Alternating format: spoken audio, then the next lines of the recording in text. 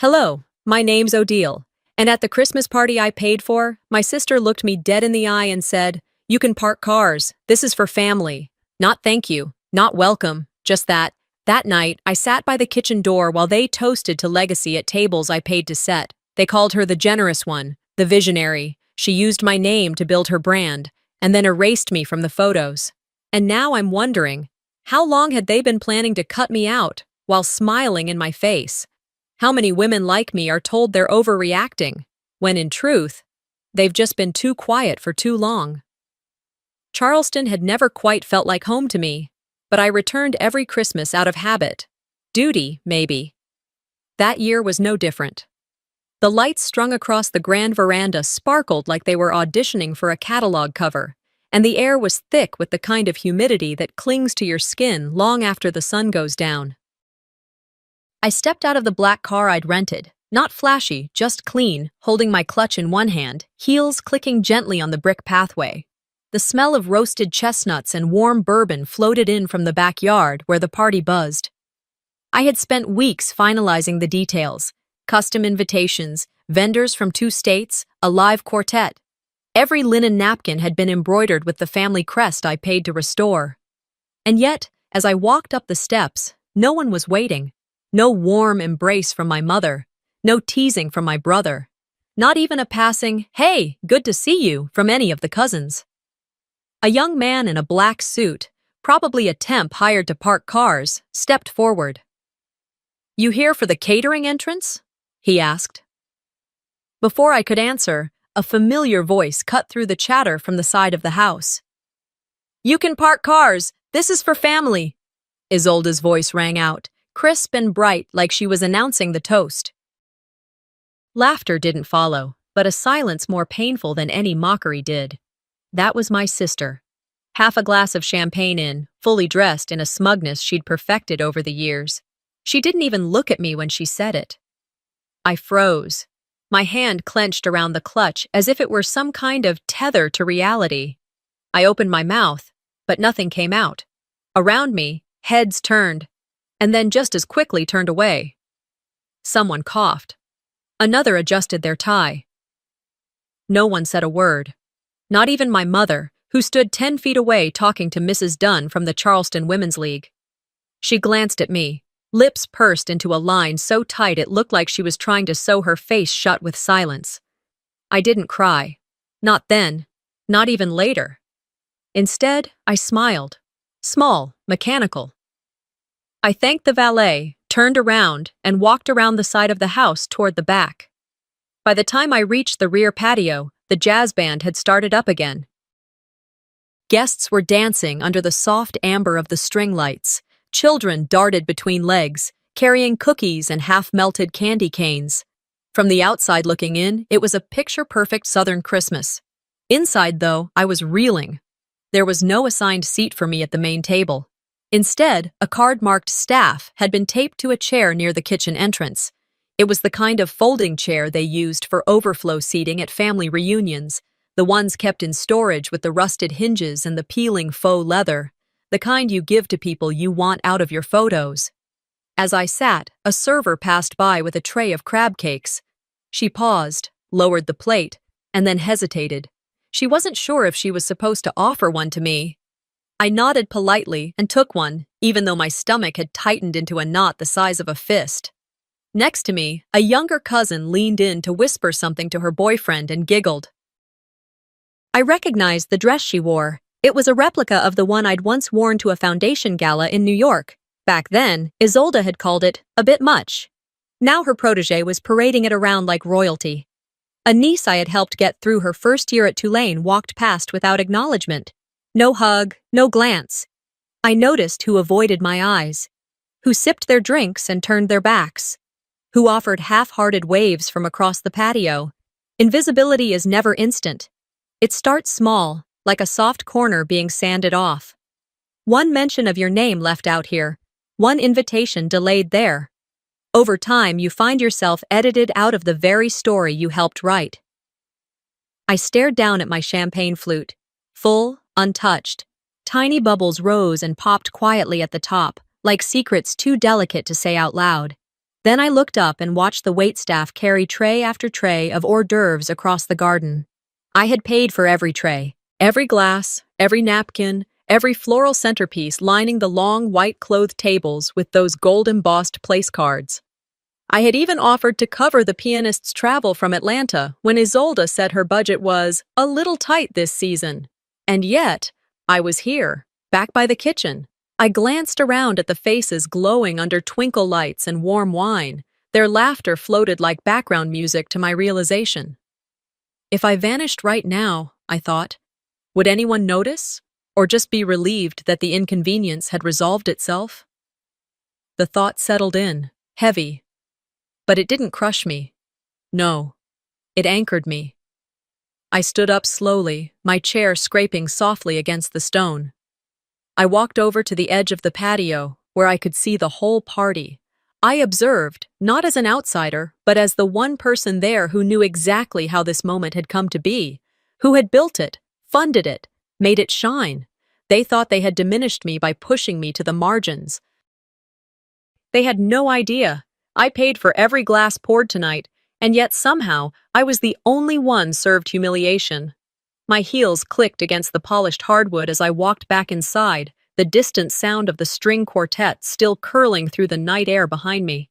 I didn't head toward the main tent, or the clusters of relatives sipping cocktails around the fire pit.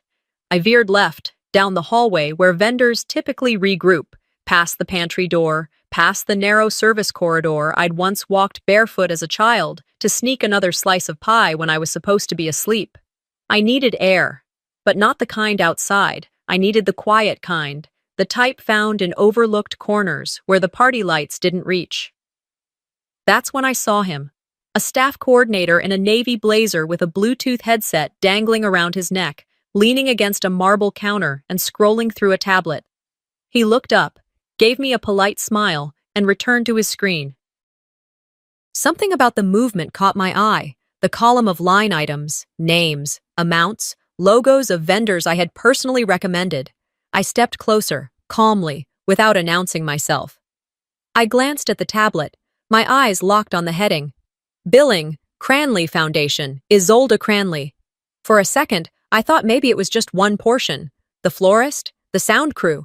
But as he scrolled, every invoice, every single one, was labeled with her name or routed through her nonprofit's tax ID.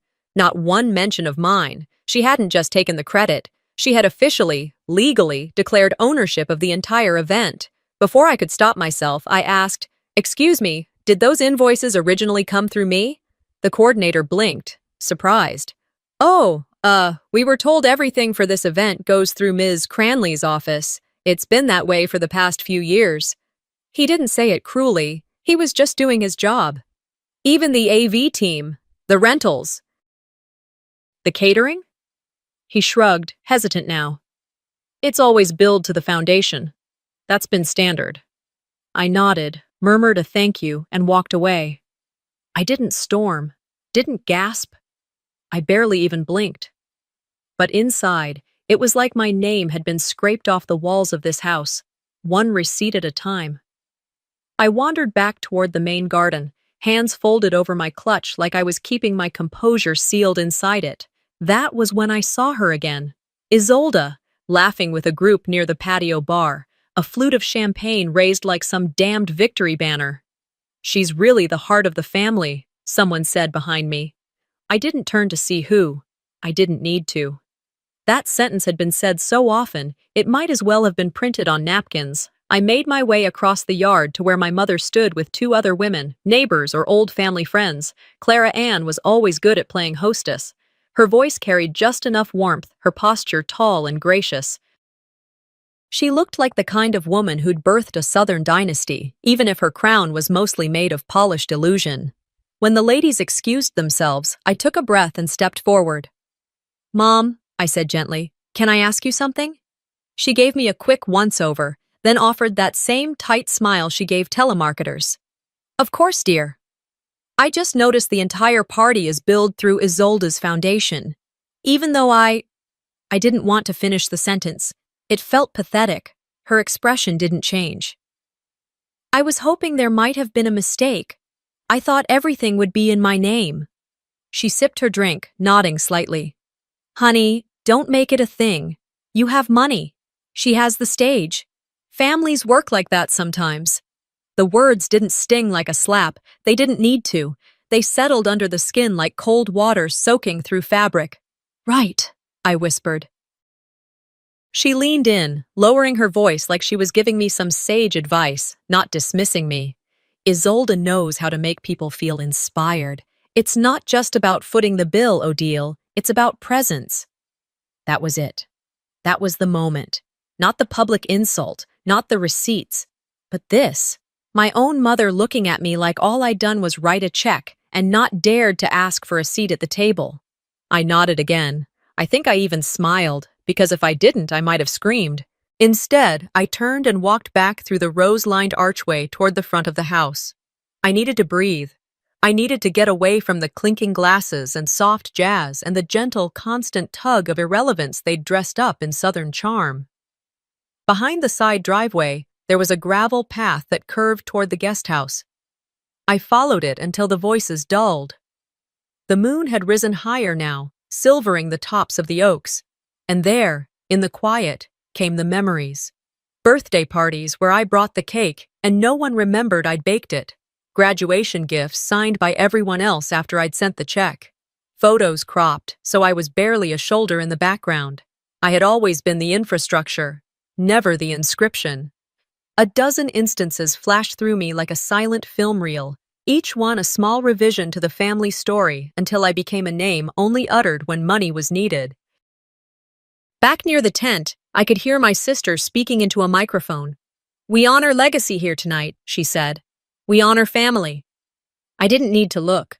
I already knew whose face was on the slideshow, whose quotes were printed in the program, whose name had been said a dozen times by guests toasting the woman behind it all. And none of it was mine. I pulled out my phone and opened a message thread labeled Ruthlin, legal personal. My fingers moved with precision. No anger, no fire, just clarity. Start gathering receipts. All of them. I slid the phone back into my clutch and exhaled. If they wanted me invisible, they shouldn't have used my name to build their empire. I didn't leave right away. After sending that text to Ruthlin, I stayed just long enough to finish the glass of champagne I hadn't touched earlier. The bubbles had gone flat. The sweetness sat heavy on my tongue. I set the glass down and walked away from the noise, drifting through the side of the house like a ghost slipping between the edges of a family photo. There was a narrow hallway connecting the main event space to the guest rooms. It was dimly lit, a space nobody used during parties, unless you worked for the caterer or needed a quiet place to breathe. I didn't go looking for anything. I just needed stillness. But what I found stopped me in my tracks. Next to a cracked utility door, there was a small waste bin, half hidden by a floral arrangement waiting to be wheeled out. Sticking out from the top, among crumpled napkins and plastic wrappers, was a velvet box. Familiar. I knew that box. I knew it like I knew the back of my own hand. My pulse kicked. I reached in slowly, pulled it out like I was lifting something sacred. I opened it. Inside lay the bracelet. My father's gift to me on my 11th birthday. Silver, simple, masculine in its design, but soft around the edges from years of wear, etched on the inside in his handwriting. To owe with trust. Dad. For a second, the air in the hallway felt thinner, not cold, not suffocating, just empty. I clutched the box to my chest. My mind flashed back to that summer when he gave it to me. I'd been sitting on his lap in the den, swinging my legs in pajama pants too long for me. He'd told me that the bracelet had been his when he was younger, that it had gotten him through college, the army, his first job. He'd smiled and said, "Now it's yours, kiddo, because I trust you to carry the hard stuff." My father wasn't flowery. He didn't do speeches. He didn't hand out things easily. But he gave me that, and someone had tossed it out like it was a used napkin. I don't know how long I stood there. I just remember the silence growing louder, like grief had a heartbeat. Eventually, I slid the box into my clutch. I needed to keep moving. I couldn't fall apart in a hallway next to a mop bucket. I made my way back into the house. The scent of cinnamon rolls and bourbon lingered in the air, clashing with the bitterness that sat in the pit of my stomach. As I passed through the sitting room, I spotted a thick photo album sitting open on the coffee table, the kind my family printed for reunions, oversized, expensive, pages so glossy they squeaked when you turned them. I paused. Something made me sit down and flip through. First page, a family trip to Savannah. I remembered that trip. I was there. I'd booked the house rental, planned the meals. But as I scanned the group shot taken by the fountain in Forsyth Park, my heart sank. They had cropped me out. Literally. Only half of my arm remained on the edge of the photo, like a forgotten ghost limb. I flipped to another page, a Thanksgiving dinner. I'd hosted it at my place in Austin because Mom's hip surgery kept her from traveling. I remembered ordering the specialty pies, hand-delivering wine baskets, but the caption under the photo of Isolde pouring wine read, "Thanksgiving at Isolde's. What a blessing to have her hold us all together." I turned another page, and another. Same trend. Even in photos where I had been standing front and center, the print version featured someone else as the focus, or worse, no trace of me at all. At that moment, it wasn't about photos. It wasn't about credit. It was about erasure. This wasn't neglect. It was surgical. A slow, quiet rewrite of history. I stared at the book in my lap, one hand on the album, the other gripping the velvet box still warm from my palm. My pulse was steady, but the ache that had been numbed for years started to throb in a way I couldn't ignore anymore. I rose from the chair and found her near the kitchen, laughing at something one of the guests had said. Isolde. Hair styled just so, makeup flawless, voice smooth as honey and just as sticky. She noticed me approaching but didn't flinch, didn't pause. When I finally stood in front of her, I didn't raise my voice, I didn't make a scene. I simply held up the bracelet in my hand and asked, "Did you really think I wouldn't notice? Or did you just hope I wouldn't say anything?" The smile didn't leave her face. She shrugged, took a sip of her wine and said, "It's not always about you, Odile." And that was it. No apology, no shame, just those 6 words, delivered like they were gospel. I didn't respond. I didn't need to, because in that moment, something inside me broke, and something stronger replaced it. I walked away, not out of weakness, but clarity. I found my way to the guest bathroom, splashed cold water on my face, fixed my lipstick with the same precision I used to balance financial ledgers. Later that night, before heading out, I stopped by the den again. I placed the photo album back on the shelf, but not before removing the pages that featured cropped memories of mine. I folded them and slipped them into my coat pocket, not out of spite, out of reclamation. That was my life, too, my stories, my presence. Back in the car, as the driver pulled away from the glowing estate, I looked at the box in my hand and whispered aloud to myself. Then maybe it's time it was about me. What they threw away wasn't just jewelry, it was proof I ever belonged here. The warmth of the string lights brushed my shoulders as I stood just outside the main patio, where the party still hummed in elegant chaos, distant laughter, silverware clinking, a child crying briefly before being hushed. I'd just reclaimed the bracelet they discarded like it meant nothing. I'd found pieces of my life missing from family photos like they'd been airbrushed out of a memory they wanted to keep clean. And now, as I lingered by the fire pit tucked behind the house, hidden away like a place for leftovers, I knew I wasn't quite finished tonight. A breeze rustled the pine trees lining the backyard fence, carrying with it the faint smell of bourbon and eucalyptus from the decorative garlands. I took a deep breath and sat on the edge of the stone circle surrounding the flames. It was quiet here, quiet enough that I could feel everything. I had barely settled when I heard the crunch of heels on gravel. I didn't have to turn around. Isolde. She always walked like someone was watching, even when no one was. She stopped just behind me, close enough for the heat of the fire to glow against the wine glass in her hand. "You know," she began casually, "you've always had this need to be seen." I turned slightly, enough to meet her gaze, but not enough to give her the full satisfaction of my attention. She continued, taking a slow sip. "But the thing is, Odile, not every story needs every character to be center stage." I waited. She didn't disappoint. You can't have both, she said, finally looking at me straight. You either be part of this family quietly or chase respect and end up alone. I let her words hang there, heavy, intentional. They were meant to wound, but they didn't pierce me the way they once might have. Instead, I looked back at the fire. You know, I said softly, it's funny how the people who erase you always say it's because you want too much space. Her expression didn't change, but I saw her shoulders tense, just slightly. Before she could respond, a voice behind us cleared his throat. David, our cousin. He stepped forward with the awkward grace of someone not used to choosing sides, but tired of pretending neutrality. Odil's done more for this family than... he started. Isolde's head turned sharply. David, she cut in, smiling too wide. We all know Odil's sensitive. Don't provoke her. Her voice dropped just enough for the condescension to soak through, and just like that, he backed off, embarrassed, small. I turned my eyes to David. You don't have to defend me, I said, calm but firm. Just stop watching while I'm insulted. He didn't respond. He wouldn't. They never did. I stood, brushing off the back of my dress. The flames flickered behind me, casting Isolde's face in soft gold.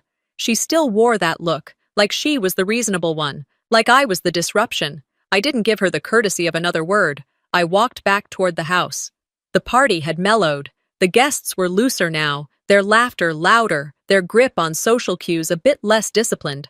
I passed the dessert table, the piles of untouched petit fours and brandy truffles, and made my way to a row of string lights hanging near the fountain. The wind had picked up again. My hair danced slightly against my cheek. I pulled out my phone and opened my texts. To Ruthlin.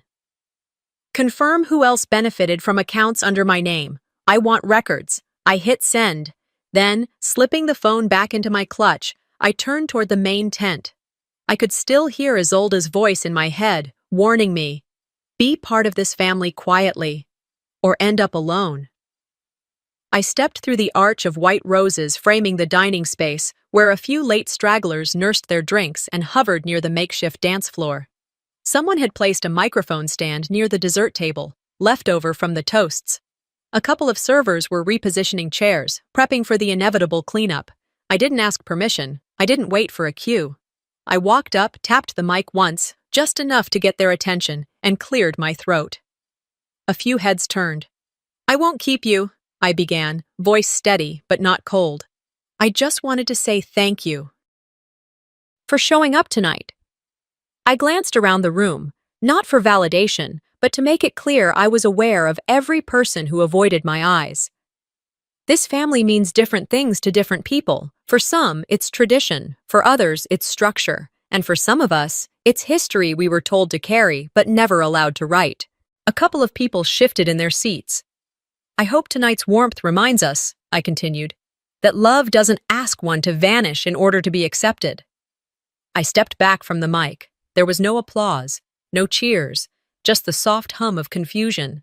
And then I saw her, Isolde, standing near the back, arms folded, wine glass untouched. Her face had hardened. She knew I had crossed a line, and I wasn't going back. I walked away without waiting for a reaction. Outside, the wind had died down. The lights glowed against the tree branches, twinkling like quiet little truths that couldn't be unspoken. I didn't come here to fight, but I won't disappear to keep the peace either. I didn't linger after the toast. I stepped off the platform, passed through a couple of tight, polite smiles, people not quite sure if what I'd said had been a warning, a confession, or a glitch in the program. Either way, it had unsettled the curated mood of the evening, and I could feel it. But I wasn't interested in decoding expressions anymore. I needed air, so I walked around the side of the house again, where the shadows softened the glare of fairy lights, and found the only space that had felt safe all evening, the edge. From here, I could hear the party's soundtrack blend into the night, a faint hum of laughter and jazz, fork against plate, glass against glass. But even that ambiance was pierced by something else, the start of the tribute video. A hush fell over the crowd, the screen flickered on. I froze where I stood. I had approved the content of that video myself, sent the files, the slideshow, even the background music. It was supposed to be a tribute to the people who made this night possible. Not just me, but the staff, the volunteers, the foundation that helped support the winter drive. And yet, as the first image lit up the screen, I knew something had gone terribly, predictably wrong. The words "ingratitude" appeared over soft piano. Then came her face. Isolde, smiling, walking through the community center she hadn't set foot in for years, surrounded by stock footage of children handing her flowers, of volunteers clapping as she waved like a local dignitary, photos of her holding my check, clips from events I had funded, but where her voice had always been louder. My name wasn't mentioned, not once. By the third slide, the applause had started. I remained where I was, still by the edge, invisible, but this time, not in mourning, just observing.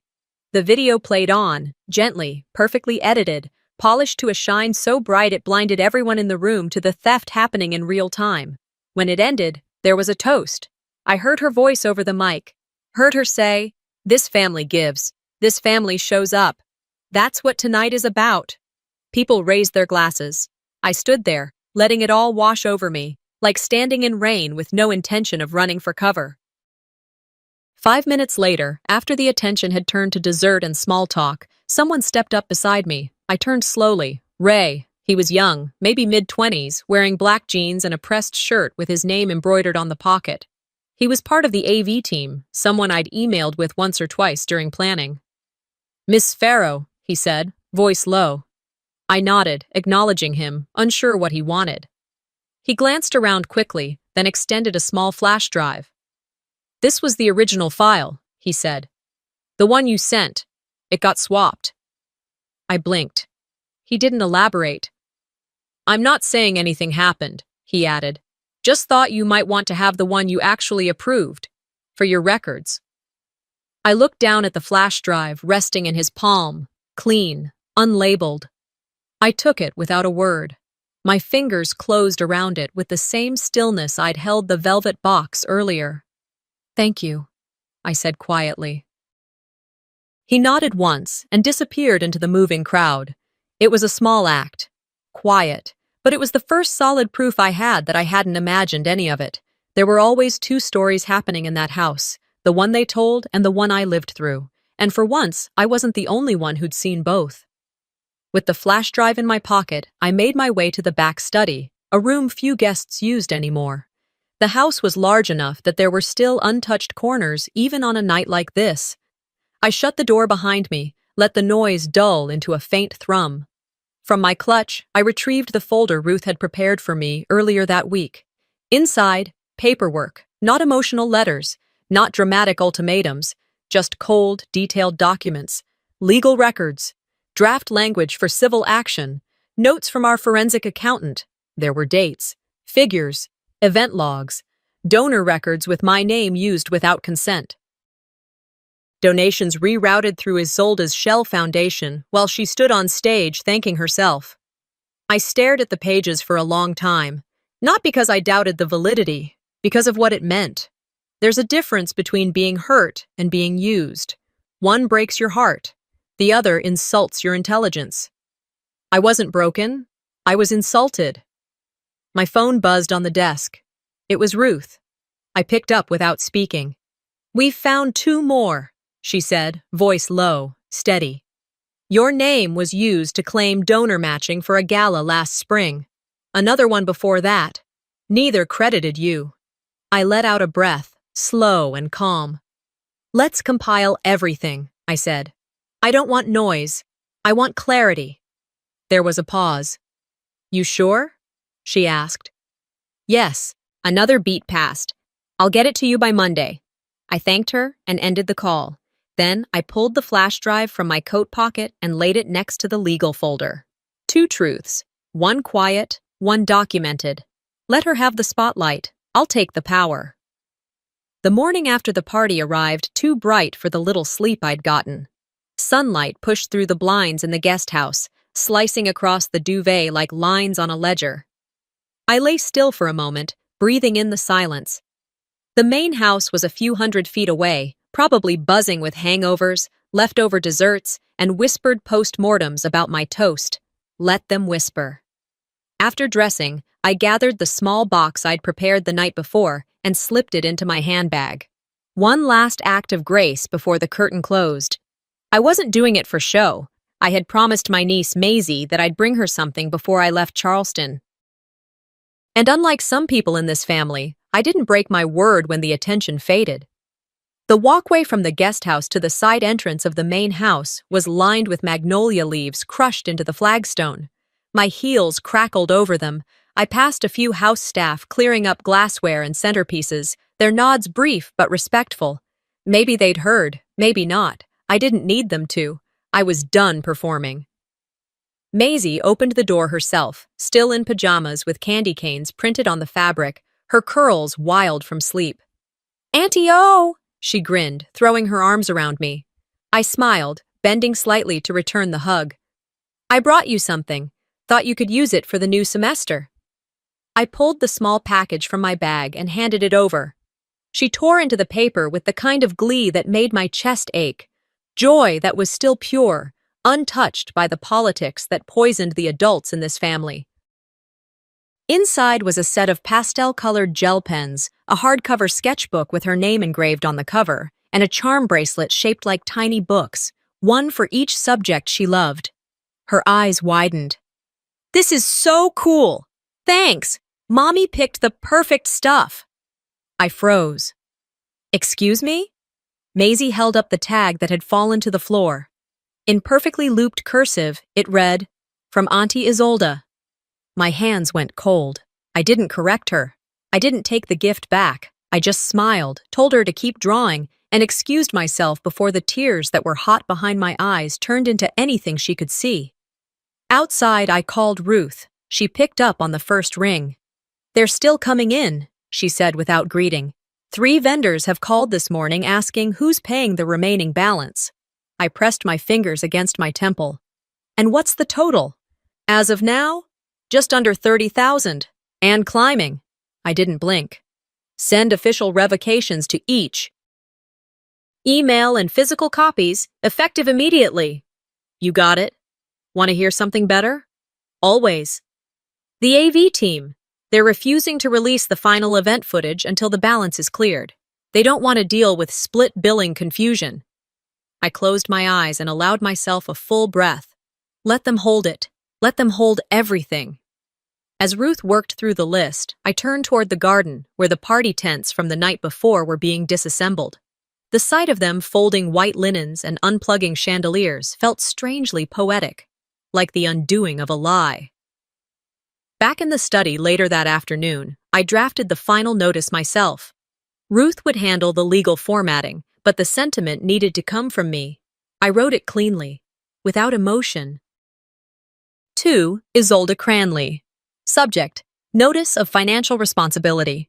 Due to documented misuse of my name, credentials, and financial accounts in the planning, funding, and execution of the recent Cranley holiday event, I hereby revoke all pending payment authorizations related to said event.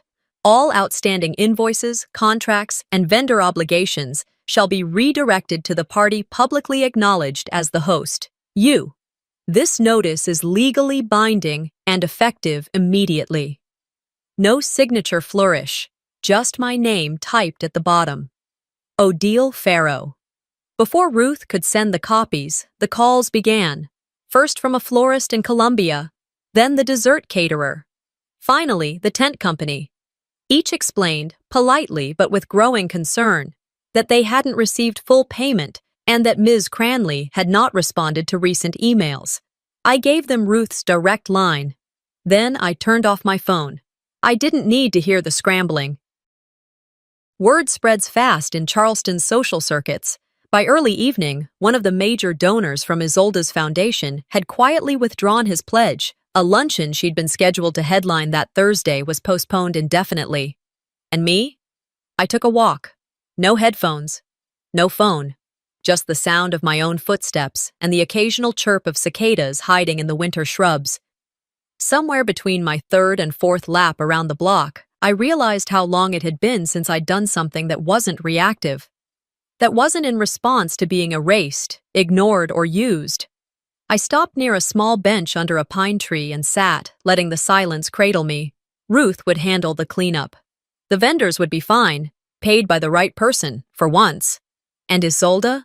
Isolde would have to answer questions she couldn't talk her way out of, because the one thing she'd never prepared for was me not playing along. They built a system around my silence, around the assumption that I'd always choose peace over pride. But this time, I hadn't. And the first time I didn't pay was the first time they had to explain themselves. 3 days. That's how long it took for the silence to make them nervous. I'd gone quiet before, but this time felt different. To them, anyway. The Odile they remembered was a buffer, a checkbook, a peacemaker who absorbed offense like a well-trained diplomat and still showed up with flowers. This Odile didn't just go quiet, she disconnected. I stayed in Charleston a few extra days, not to be around them, but to make sure the final pieces were moving. I stayed in a hotel, away from the house, away from the garden that had turned into a stage for Isolde's performances. Ruth kept things moving from Austin, but every morning she called, crisp and surgical. On the third morning, she opened with, "They're spinning it now." I sat up straighter on the hotel bed. Define spinning. Whispers, posts, quotes without names, but everyone knows who they mean. Words like entitled, ungrateful, and obsessed with validation. Guess who? I didn't even need to ask. Ruth continued, "A family acquaintance posted that you ambushed the holiday party with tension and drama. Someone else mentioned your long history of being difficult." I exhaled slowly, grounding myself. "They're painting me as the problem," I said flatly. "It's the oldest play in the book," Ruth said. "Step 1, provoke. Step 2, wait for you to react. Step 3, cry victim." I leaned back against the headboard, eyes on the ceiling. They never expected me to just not engage. "That's the thing," Ruth said, her voice softening. "You not playing along is the most dangerous thing you've ever done." I thanked her, ended the call, and scrolled through my inbox. That's when I saw it. A press release. A glossy email from the Cranley Foundation with the headline, "Launching the Legacy Scholarship, Empowering Young Women Through Sisterhood." The branding was unmistakable, borrowed from a pitch deck I'd written over a year ago. The initiative was mine.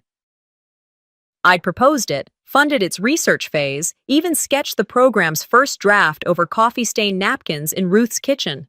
And now, there it was, signed and launched by Isolde, alone. I read every word of that release, watched the attached video of her walking through a high school library, speaking earnestly about uplifting the next generation.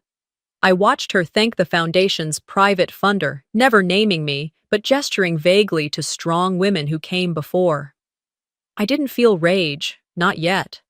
What I felt was erasure, perfected. This wasn't just theft. This was surgical replacement. She didn't want to push me out. She wanted people to believe I was never in. Later that afternoon, Ruth called again. "You ready for your move?" she asked. "Not yet," I said. "Almost." She hesitated. "I know you want to be precise, but, Odile, I've seen this game before. You give them time, and they'll reframe you completely." I stared out the hotel window at the Charleston skyline, church spires rising against a winter sky. "I'm not burning the house down, Ruth," I said. "I just want my name off the deeds they forged." There was silence. Then she said, "Then let's make it surgical."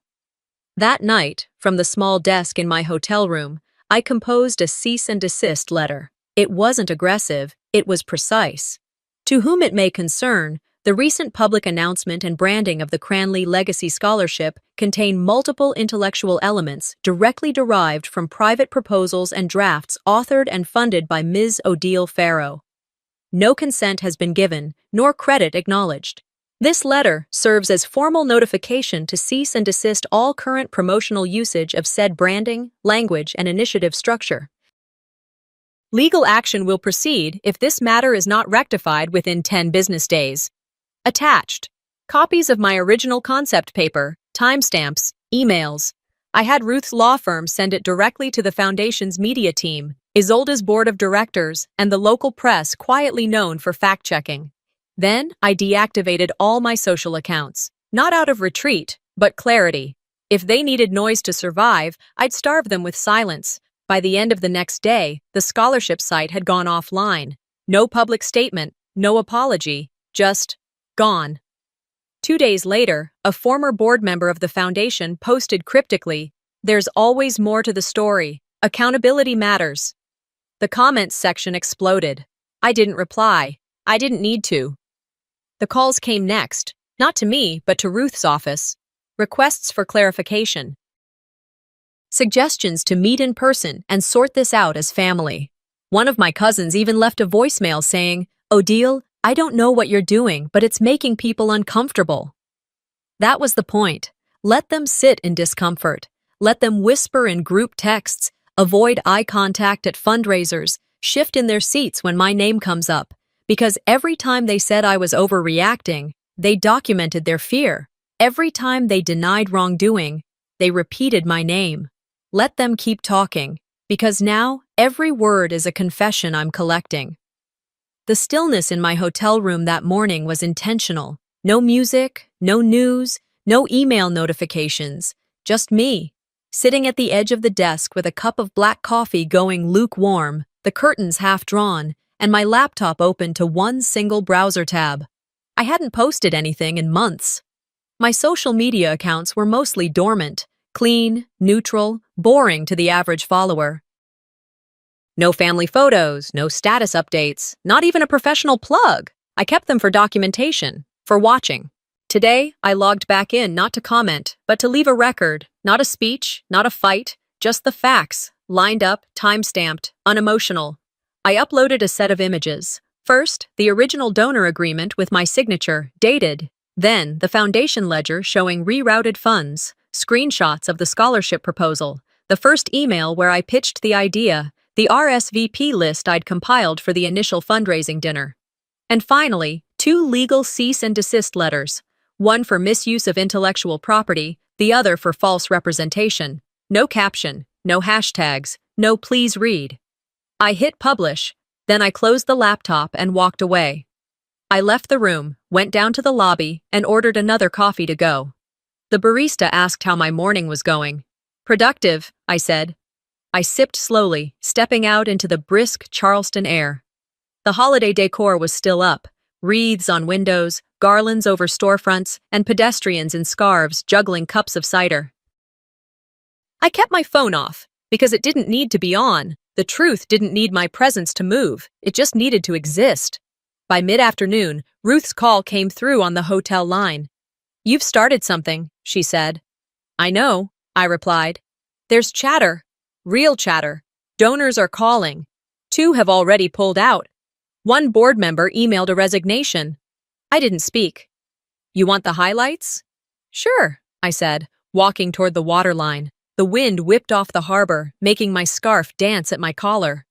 The Cranley Foundation's spring gala just got canceled. Quietly, but still, the venue leaked it to the press. They didn't want to be tied to unresolved legal concerns. "Good," I said simply. "There are screenshots of your post floating around Reddit, Twitter, even a few Facebook groups. People are digging." Someone found that video clip of the tribute night, the one where your name wasn't mentioned. I stopped walking, leaned against the railing, and stared out at the gray-green sea. "Let them see it," I said. "Let them all see it." By evening, my name wasn't trending, but it was circulating. Subtly, in the comments section of community groups, on forums where nonprofits were discussed, in emails between foundation heads and their PR managers. "This is shameful," one post read beneath a shared screenshot of my donation log. Another said, "If this is true, someone needs to step down."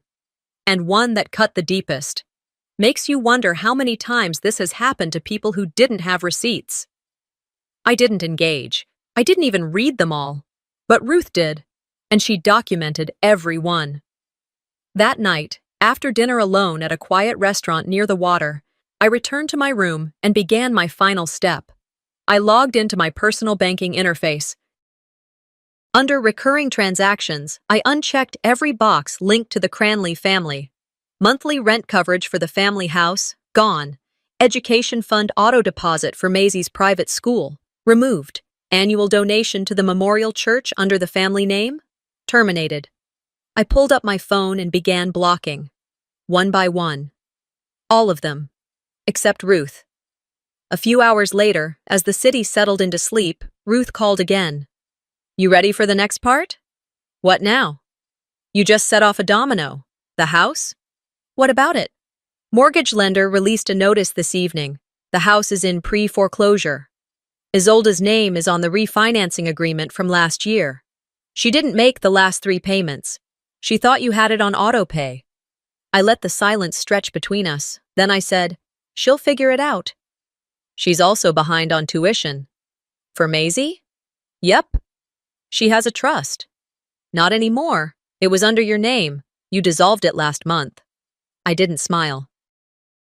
But there was something in my chest that loosened. It wasn't joy. It was return. The slow, steady return of ownership over a life I had long outsourced to silence. That same week, a major publication pulled their profile feature on the Cranley legacy. The journalist left a single sentence in the withdrawal note. We are reassessing the accuracy of source materials. No fireworks, no courtroom scene, just erosion. They didn't crumble because I came for them. They crumbled because I walked away, and the scaffolding I'd been holding up fell with me. Isolde tried to call, 3 times. Then came a text from our mother. Odile, please don't let outsiders come between us. I didn't answer. Then Ruth called. She's trying to meet, wants to explain, says it's all a misunderstanding. I laughed once, not unkindly. Let her tell it to the attorney. You're sure? Ruth asked. Positive, no counters. Let the silence speak. The next morning, I opened my laptop again. I didn't look at comments. I didn't refresh the numbers. I simply drafted one last message and saved it in drafts. Not to be sent, just acknowledged. They wanted a performance. I gave them proof instead. 3 months later, the world didn't stop, but mine slowed in all the ways I needed. My mornings in Austin began the same way now, barefoot on the porch of a small lakeside house, holding a warm mug of tea instead of a phone. The air smelled like cedar and damp earth. No phone buzzing with vendor complaints. No emails from board members asking for clarification. Just birdsong and silence. And sometimes, silence said more than any statement ever could. I lived simply now. Not as a vow, not to make a point. Just because it felt right. The house wasn't grand, but it was mine. Bought in cash, titled in my name alone. A bookshelf in every room. A dining table meant for 2, not 20.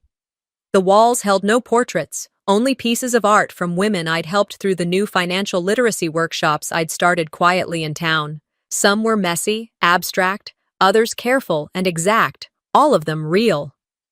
Every Tuesday and Thursday, I met with women from the community center. Some had just left abusive marriages. Some had never seen a checking account with their name on it. Some reminded me of myself 10 years ago, sharp, tired, and on the edge of deciding whether they were worth their own time. I didn't lecture. I sat with them. We balanced budgets, shredded credit card offers, filled out FAFSA forms. Sometimes we laughed. Sometimes we just drank coffee in silence. I didn't tell them what I'd been through. I let the space speak for itself.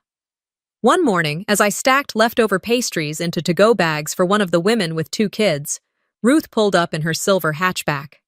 She'd taken to dropping by unannounced, and I didn't mind. She walked up the gravel path holding a folded newspaper. Front page, she said.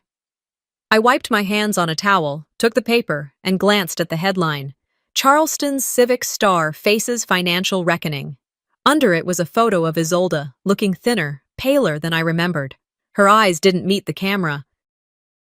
The story detailed the collapse of her foundation, the withdrawal of major donors, and the termination of several public contracts due to irregularities. I didn't read past the first paragraph. I folded the paper and handed it back to Ruth. You don't want to keep it? No, I said. Let someone else archive the fall. She nodded and placed the paper back into her bag. Your mother moved out, she added gently. into a smaller place, with her sister. I didn't respond. I didn't feel much about that anymore. That was the hardest part to explain. When you finally get free, you expect there to be some grand catharsis, some victory lap. But what comes instead is quiet, stillness, the sound of a door staying closed, not slammed shut. 2 days later, I received a letter, not an email, a handwritten envelope, addressed carefully in bubble print letters. Maisie. I opened it on the back porch under the pecan tree. The air was thick with spring, bees humming lazily around the purple sage near the fence. Inside was a simple note, written in blue ink. Thank you for always showing up, even when no one saw you. I see you now. It was signed with a heart and her name. I folded the note and held it to my chest, not out of sentiment, but anchoring. There was something about being noticed by someone who hadn't been trained to erase you yet. I didn't cry, but my breath did catch. The next morning, I pulled down an old scrapbook I'd tucked away years ago. It was mostly empty, meant to be filled with family holidays, accomplishments, milestones. I opened it and ran my fingers along the blank pages. I placed a photo of the women from my Thursday class inside, taken after a workshop. All of us smiling, none of us performing. Then I closed the book. I didn't need to write myself into a story that never wanted me. I was already building a new one, word by word, face by face, with people who didn't need me to shrink to stay. As I packed away the photo and set the book on the shelf, I whispered to the room, not out of grief, but clarity. Some families erase you to keep their version of history clean, so you write a new one without them. Some wounds don't ask for healing, they just ask not to be hidden anymore. Sometimes, the hardest thing isn't being pushed out, it's realizing you were never truly invited in. Odil's story isn't just about money or legacy, it's about how silence can be mistaken for consent, until it's not. Have you ever felt erased by your own family? Like your contributions only mattered when they could use your name? If this story spoke to you, tell us in the comments, because chances are you're not alone. And don't forget to subscribe for more true-to-life stories that cut deep and heal quietly.